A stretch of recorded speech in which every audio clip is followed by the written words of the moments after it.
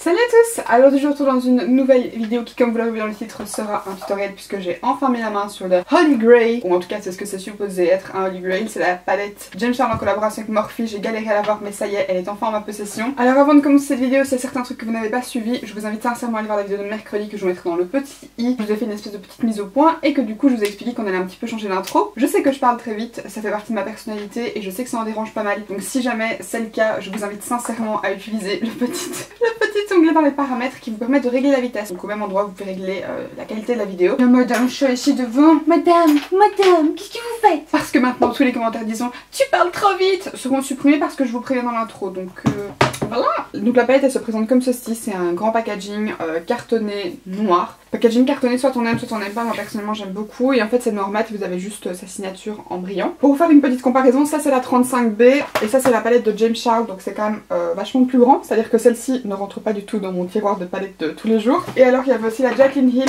qui là aussi était plus petite forcément puisqu'elle contenait que 35 couleurs. Ce qui fait que la palette de Jaclyn Hill était un tout petit poil plus grande mais vraiment pas grand chose que les classiques 35 couleurs de chez Morphe. Alors je n'ai pas du tout d'autres palettes 39 couleurs donc je ne saurais pas vous dire à quoi ressemblent les autres. Dedans vous avez la petite fiche avec tous les noms que je vais à mon avis peut-être coller ici au-dessus pour quand même la voir, mais j'aime pas que ça traîne dans la palette. Et la palette se présente comme ça. Alors franchement c'est une beauté de l'extrême, elle est superbe. Franchement c'est une merveilleuse palette. Si vous aimez le make-up et que vous savez pas par quelle palette commencer, franchement je vous conseille celle-là. Moi je l'ai achetée sur le site de Morphe, je vous l'ai déjà dit, hein, mais quand je commande des produits Morphe, je les achète directement sur le site. Et en fait vous savez choisir votre région, ce qui fait que quand vous choisissez Europe, vous avez tous les prix en euros et il y a rien comme frais de douane puisque c'est probablement contenu dans un entrepôt en Europe, je sais pas comment ça se passe. Toujours dit que si vous commandez bien sur la partie Europe, si vous êtes européen, vous n'aurez pas de frais de douane. La palette de base était à 43 €, mais personnellement j'ai utilisé le code ADOPTLOVE pour avoir 10% de réduction. Alors oui, tout le monde a des codes, Lucy par exemple James. Quand j'ai acheté la palette Jaclyn Hill, j'avais utilisé le code de Jaclyn Hill. Et ici je pensais que c'était son code à lui, mais en fait le code ADOPTLOVE c'est plus intéressant aussi comme moi vous aimez les animaux, puisqu'en fait c'est un code qui permet en fait de tous les sous en fait qui sont récupérés vont à des associations pour les animaux etc, notamment au niveau de refuges animaliers. Et ça compte beaucoup pour moi, vous savez que j'adore les animaux, du coup forcément je préfère utiliser le code ADOPTLOVE plutôt que d'utiliser un code qui va enrichir des personnes qui ont déjà beaucoup de sous. Donc voilà, à choisir, autant aider nos petits chéris à quatre pattes. Alors apparemment ici derrière ils disent que la palette fait 75,7 grammes, donc du coup si je divise ça par le nombre de fards on est à peu près 1,94 grammes par fard. Alors c'est pas tout à fait ça puisque comme vous l'avez sûrement déjà vu à peu près partout, cette palette contient en fait 7 grands fards au milieu et puis ensuite 32 fards sur le reste. Donc l'avantage c'est que vous avez vraiment toute une partie un petit peu plus nude, puis toute une partie plus colorée et puis des teintes que vous pouvez très bien utiliser par exemple pour le visage. Donc on va commencer. J'ai très envie d'utiliser des fards roses et violets. Ces 6 fards là m'intéressent beaucoup, j'aime beaucoup celui-là dans le rose et j'aime beaucoup ces deux violets et celui-là aussi.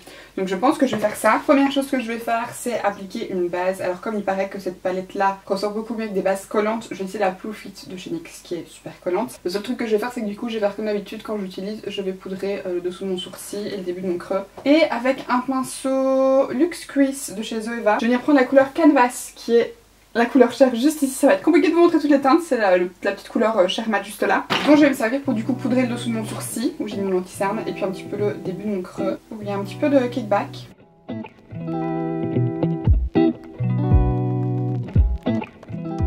Et je vais juste repasser avec un tout petit peu de la couleur Flashback qui est l'énorme blanc juste là, mat toujours. Donc je vais utiliser un petit peu de Flashback juste pour un tout petit peu éclaircir quand même parce que j'ai envie que ça reste quand même un petit peu plus clair. Comme j'ai appliqué le fard Canvas en dessous ça va pas être blanc, ça va être juste un petit peu rééclaircir simplement. Alors ensuite pour pas me fausser dans mes avis, je vais utiliser exactement les mêmes pinceaux que j'utilise tout le temps pour faire mes yeux, comme ça je pourrais pas dire que c'est des pinceaux qui fonctionnent pas. Si la palette performe pas bien c'est clairement la faute des fards, parce que j'utilise ces pinceaux là tous les jours et j'ai vraiment jamais de problème avec. Donc le premier pinceau que je vais utiliser c'est le E12 de chez Wycon, je vous en ai déjà parlé plein de fois, c'est celui avec lequel j'aime bien appliquer ma première couleur de transition, vraiment bien la remonter. Et ensuite après ça généralement je vais travailler mes autres couleurs avec le pinceau numéro 16 de chez NYX, c'est un pinceau estompard, pour vraiment venir travailler dans le creux de manière un peu plus précise et un petit peu réestomper. Je vais commencer avec la couleur Pinkily Drinkily qui est juste ici, qui est un rose pâle que j'ai appliqué du coup dans mon creux. Voilà, c'est une couleur très claire, je l'applique vraiment un petit peu comme une base dans mon creux, histoire que ça fonde un petit peu mieux les couleurs que je vais mettre par la suite.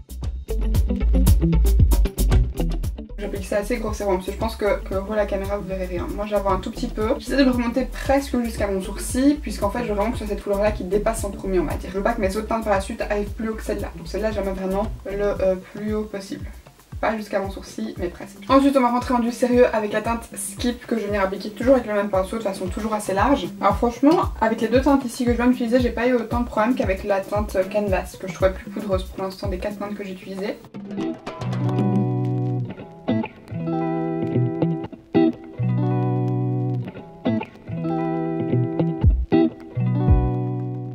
Alors ici c'est un rose bien pigmenté, mais il est un petit peu plus doux parce que forcément j'ai appliqué le rose plus clair en dessous. Donc je pense que si vous l'appliquez directement, vous aurez un rose un peu plus flash. D'ailleurs j'en ai appliqué un tout petit peu au niveau du coin externe. Alors pour l'instant jusqu'ici j'ai zéro problème pour travailler les fards. Ils sont super bien pigmentés, ils s'estompent très bien. Qui est le fard Love That? C'est l'espèce de violine qui est ici. C'est pas vraiment un bordeaux, c'est pas vraiment un prune, c'est une teinte un petit peu plus claire. Je vais la prendre avec mon pinceau NYX. Ah oui, bon, alors je comprends pourquoi est-ce que le swatch était ouf, la teinte est méga poudreuse. Quand je dis méga poudreuse, je ne plaisante pas, je crois que vous voyez, il y a des petits morceaux partout. Donc j'en ai pris un petit peu et je viens l'appliquer avec mon pinceau NYX, juste un tout petit peu plus bas dans le creux. Bon, par contre elle est méga pigmentée, en même temps vous me direz, vu comme elle est poudreuse, il vaut mieux.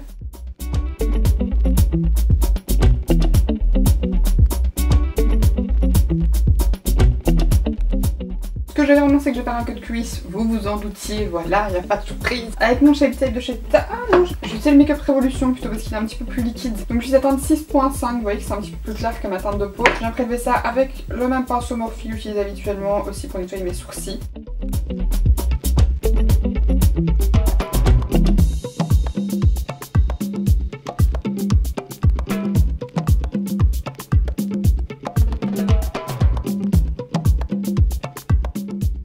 Les cut crease se font hyper facilement avec ce anti-cerne-ci, je l'avais pas encore utilisé pour ça. Le seul truc c'est que c'est juste un tout petit peu moins couvrant. Le seul truc que je vais faire c'est que je vais tapoter un petit peu par-dessus l'anti-cerne, ce qui est très très humide encore.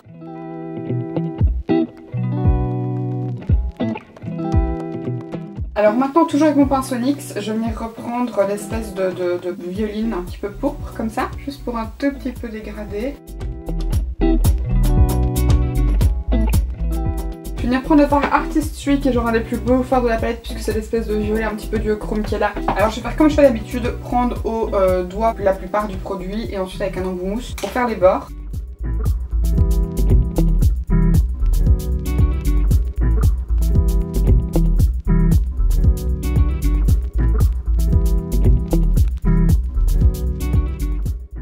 Alors ce fard-ci, je dirais pas que je l'aime pas, mais c'est quand même clairement le plus décevant parce que c'est un topper. Donc il est pas d'une intensité de l'extrême, mais bon voilà. Ce que je vais faire par contre, c'est que je vais prendre le fard Single, qui est le violet juste là, pour un petit peu fondre le bord en fait. Juste un petit peu la jointure avec le rose.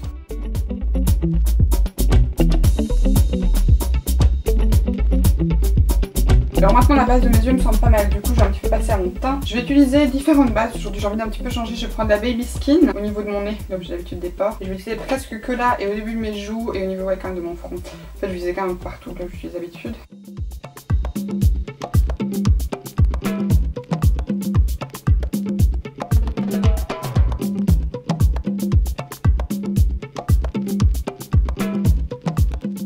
Et alors sur mon front je vais mettre la Matte Primer de chez Primark.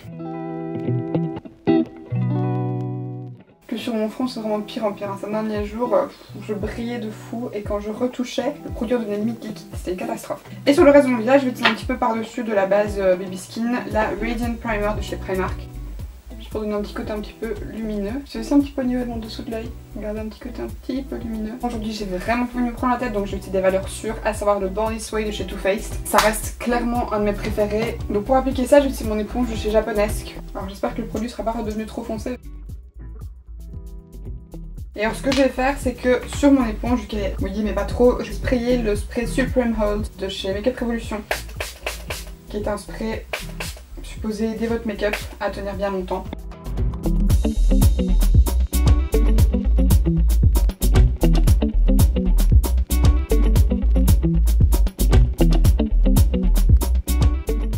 Franchement cet anti-cerne il est excellent. À chaque fois que je le réutilise, je me fais la réflexion. Pour moi c'est vraiment le meilleur.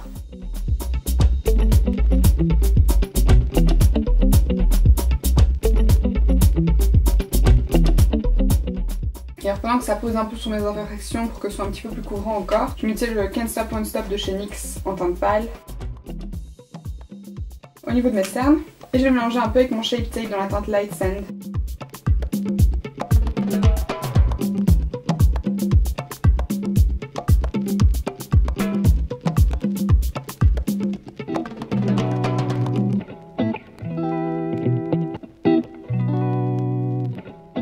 Pour poudrer mes cernes, je vais utiliser la poudre Easy Baked de chez Huda Beauty que je poudrerai avec mon éponge, comme ça je suis sûre que c'est bien fait.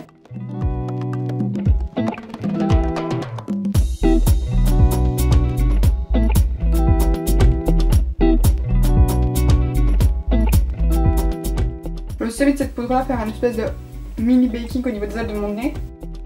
Que la matière a souvent tendance à bouger à cet endroit là. Et pour poudrer le reste de mon visage, j'utilise ma poudre Beauty Amplifier de chez Sephora. Donc d'abord avec mon petit pinceau des chez Real Techniques, le B02 dans la gamme faux bleu. Poudrer les petites zones. Et après avec mon gros pinceau Zoeva pour poudrer le reste. D'ailleurs, je viens vraiment presque poudrer mon sourcil parce qu'en fait, autour de mes sourcils, c'est une zone qui regresse méga vite forcément vu que c'est sur mon front. Et c'est une zone qui se voit super fort parce que comme j'ai de la pommade à sourcils et tout, ça bouge hyper facilement et j'aime vraiment pas ça. Et donc ensuite, je prends tout ça avec mon gros pinceau Zoeva et je viens tapoter partout.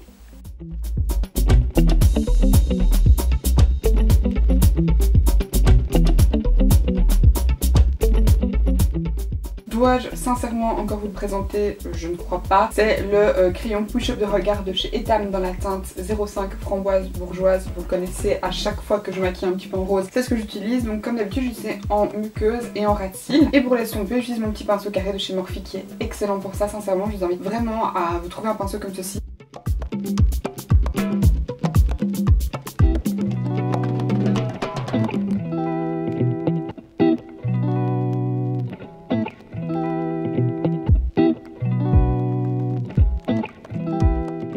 Alors ensuite ce que je vais faire c'est que je vais appliquer d'abord avec ce pinceau-ci, donc le même avec lequel j'ai estampé le crayon, et ensuite avec ce tout petit pinceau estompeur-ci de chez MSQ, le rose flashy et ensuite le rose un petit peu plus pourpre. Donc je vais d'abord mettre le rose pourpre au niveau vraiment du ras de cils, là où j'ai mis le crayon.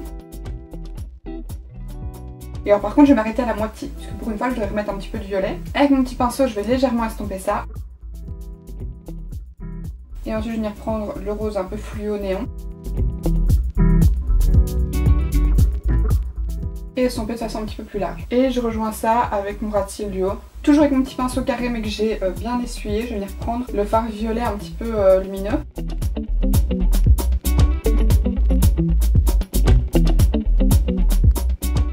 Et alors au niveau du coin interne de mes yeux, je vais venir prendre les lighters Ethereal, je sais pas comment on dit, de la palette Dream Glow Kit de chez Anastasia. Je vais venir le prendre avec un petit pinceau Detail Shader de chez Zoeva.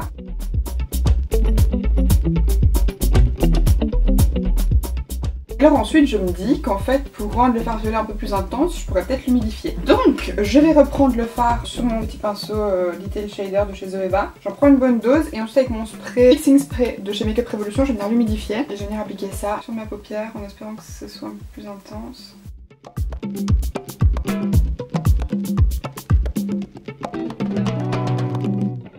Je crois que vous voyez, mais entre les deux, franchement, on voit quand même que c'est plus intense. C'est pas dinguissime comme différence, mais ça se voit quand même un petit peu plus. Je vais appliquer mon mascara hors caméra parce que c'est beaucoup trop long et beaucoup trop chiant. On se retrouve pour le reste du temps. Je fais un truc que je fais presque tous les jours maintenant, c'est prendre ma pommade à sourcils, plus clair des deux, avec un tout petit pinceau liner. Et je viens en fait simplement repasser légèrement sur mes grains de beauté. En fait, j'en ai de plus en plus sur le visage. Cette visage, j'en avais quasiment pas avant.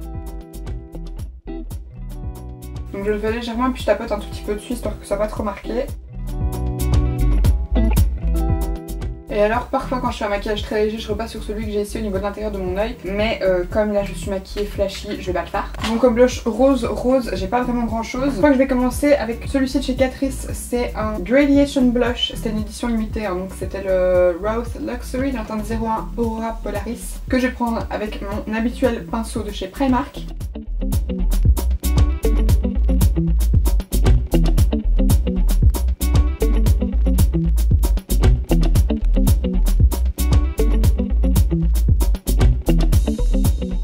Ensuite je vais venir mettre de l'highlighter. Pour ça je pense que je vais utiliser celui-ci, de la palette Love You So Mochi, le premier, le rose là, un petit peu bleuté. Et alors c'est la 01 Lit Life Vie de Teuf. Pour l'appliquer je vais venir prendre le pinceau de chez NYX, le numéro 26.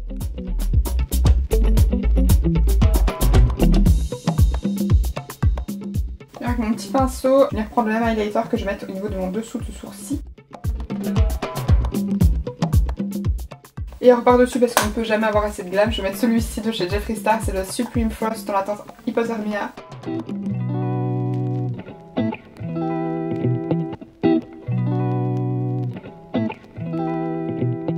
Alors maintenant je vais mettre du rouge à lèvres, mais je sais pas lequel. Je vais mettre le Poly, je pense, de chez Lime Crime, c'est un nude rosé, un petit peu violet, donc je pense que ça ira bien avec le look. Ça fera un rouge à lèvres coloré sans être trop coloré. Parce que moi je suis pas méga fan de mettre que du nude, surtout avec des make-up rosés, je trouve pas ça très... pas que ça m'aille spécialement bien.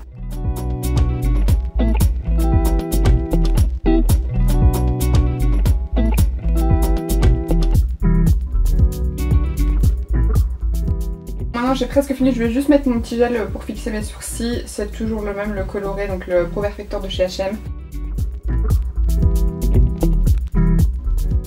Je pense que vous voyez, enfin celui-ci il fait beaucoup plus cendré et celui-là il fait déjà beaucoup plus foncé. Je trouve que c'est un gel à sourcils qui fonctionne quand même vachement bien. Bon, avec ce look-ci j'aurais quand même tendance à mettre des petits fossiles, mais là je vous avoue que j'ai un peu la flemme puisque je fais pas grand chose aujourd'hui et que je trouve que ça donne quand même bien comme ça. Franchement la palette elle est excellente, là j'utilisé une, deux, des essais de fards. Franchement je trouve qu'elle est vraiment bien. Les fards sont bien pigmentés, je suis un tout petit peu déçue pour le violet parce que j'aurais aimé qu'ils soient un petit peu plus intenses, mais franchement vous voyez que je l'ai appliqué au doigt et puis humidifié et c'est quand même vachement bien. C'est juste que c'est le fard qui attire directement parce que c'est une texture très particulière par rapport aux autres, que du coup c'est celui sur lequel on a tendance à avoir le plus de high expectation puisqu'il ressort vraiment, il a un côté métallisé et tout qui est super beau. J'ai hâte de pouvoir utiliser ça encore plus. Si vous voulez voir d'autres looks évidemment dites-le moi dans les commentaires, je vous ferai ça avec grand plaisir.